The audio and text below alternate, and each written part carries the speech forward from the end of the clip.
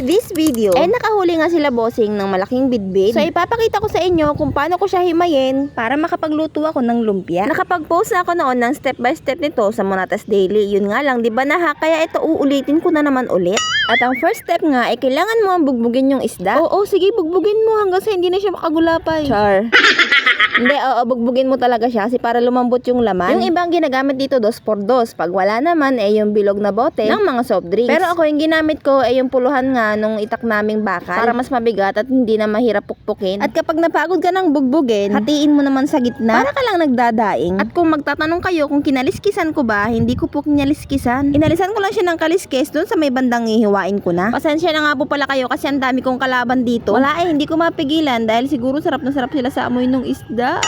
Kapag nahati nyo na nga pala, kailangan nyo ring hiwaan ulit dun sa may laman sa kabila ng tinik. So, ang magiging suma nito ay parang alisin mo nga yung pinakatinik niya. Pero ako kasi, hindi ko naman siya totaling inalis. Nakakabit pa rin siya kasama nung balat. Parang naglagay lang ako ng space para makuha ko nga yung kanyang mga laman. At nung nahati ko nga, inalis ko na nga rin tong hasang at saka yung mga laman loob niya para naman mabawasan yung kalaban ko. After ko nakuha yung hasang at saka yung laman loob, hinugasan ko nga siya. Kaso hindi pa rin ako nagtagumpay kasi ang dami ko pa rin kalaban.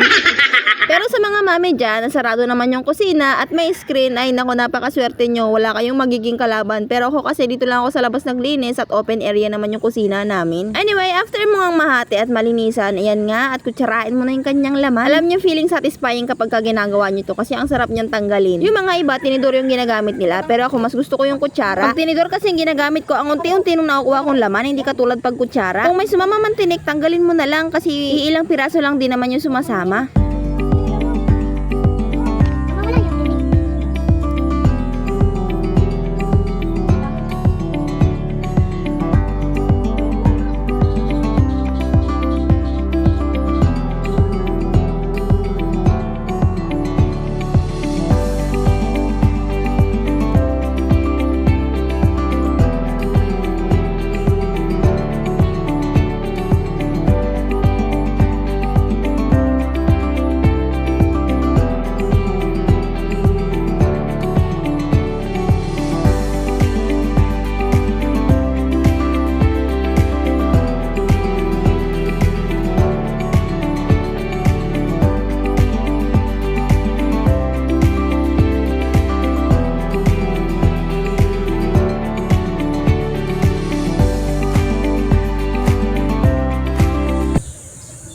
Nakuha kong balat tsaka tinik.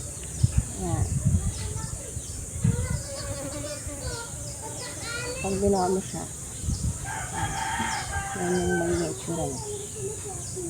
Ito naman yung nakuha kong laman. Ayan. Nais ko na yung laman ng bidbid. So, kanina, kapag pakilo naman sila boss, bumili ako ng balat.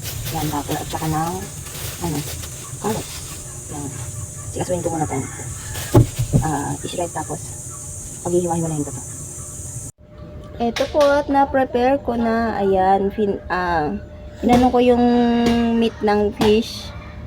Pinat ko gamit yung tinidor para maalis yung mga tinik-tinik. Kung meron pa. Tsaka para maghiwa-hiwalay din yung malalaki. Matitinig ako yan eh. Matitinig Tapos yan, hiniwa ko na rin tong bawang sibuyas. Tapos ito, shinred ko yung carrots. Ayan.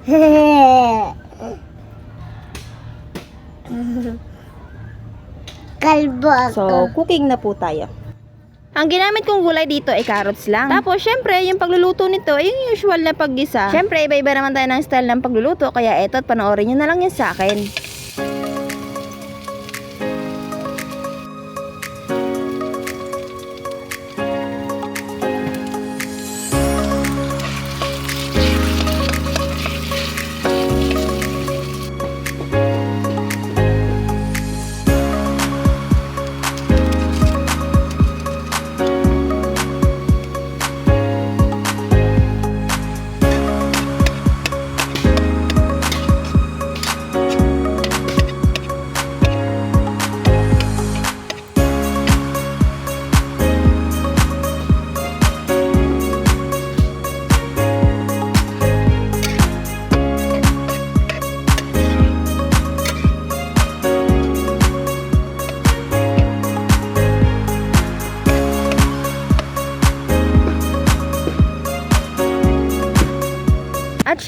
maluto na, for the balot naman tayo. Nagkulong ako dito sa loob at nagharang ng kurtina kasi naman yung mga kalaban ko sunod ng sunod. Ganto kasi talaga dito sa amin kapag panahon ng mangga, talagang ang daming mga langaw. Anyway, salikat, samahan nyo akong magbalot at iluto na rin to.